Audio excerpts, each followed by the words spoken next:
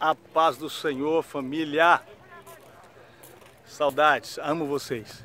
Estou aqui novamente, aqui, no lugar onde Jesus andou sobre as águas. E maravilha! Aqui neste lugar, Jesus em algum lugar nessas águas andou sobre elas. Jesus, depois de ter feito a multiplicação dos pães, disse aos discípulos que pudessem ir ao outro lado, que pudessem ir avante, que pudessem navegar ao outro lado. Os discípulos vendo que as tempestades, percebendo que as tempestades poderiam estar acontecendo, Jesus deu uma ordem a eles e eles obedeceram. Aqui neste lugar, mais ou menos 3 ou 4 vezes por ano, acontecem algumas tempestades. Uns fenômenos naturais. São fenômenos que o ar quente que vem do deserto da Jordânia, ele fica circulando por aqui, porque existe montanha cercando todo o mar da Galileia. E o ar quente que fica por aqui fica parado neste lugar. E do outro lado nós temos o mar Mediterrâneo. De lá sopra um vento que vem da parte da Europa, um vento mais frio. E esses ventos frios vêm e chegam até aqui.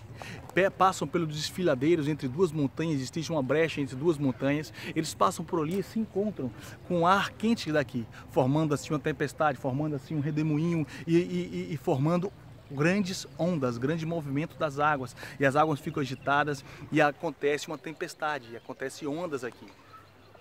É por isso que este lugar é chamado Mar da Galileia, chamada de mar, mas não é um mar, é um lago, mas chamada de mar por causa desses fenômenos naturais que acontecem aqui neste lugar na Galileia.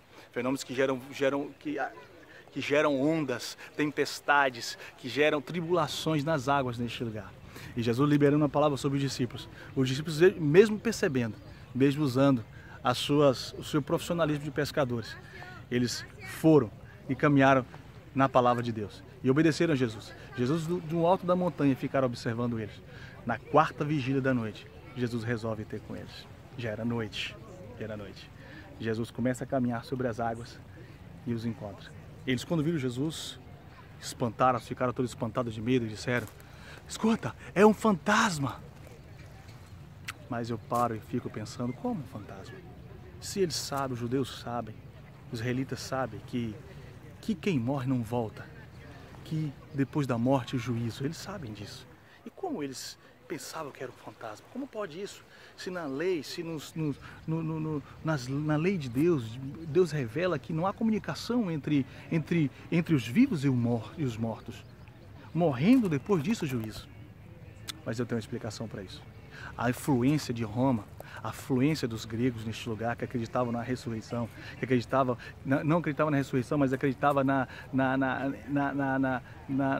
que o corpo morria, como eu vou dizer, eles acreditavam que quando o corpo morria pudesse voltar à encarnação, reencarnação, e que havia um contato entre os mortos e os vivos. Eles acreditavam nisso e espalhavam por isso. E havia influência muito grande da Grécia e da Roma neste lugar. Então ele explica, eles estavam sendo influenciados por essas nações, influenciados por outros povos, influenciados por outras crenças por outras palavras que iam contra a palavra do Deus Altíssimo. Não se deixe influenciar por palavras nenhuma, não se deixe influenciar por outros povos, não se deixe influenciar por outros ensinos. Escuta, ninguém tem a verdade sobre Deus, só Deus tem a verdade sobre Ele. Busque a revelação da verdade de Deus. Deus vai te revelar as verdades sobre Ele ao seu coração. E você vai andar, não só sobre as águas, vai andar sobre todos os lugares, na palavra de Deus. Porque Pedro neste lugar disse: se és tu, Senhor, deixa que eu vá ter contigo.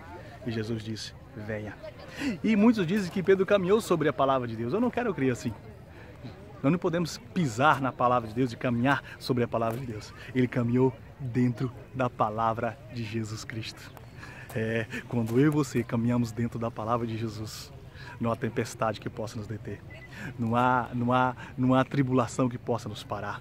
Nós vamos alcançar Jesus. Mas mesmo assim, Pedro, vendo as ondas, teve medo e perdeu o foco, perdeu a direção, perdeu a razão.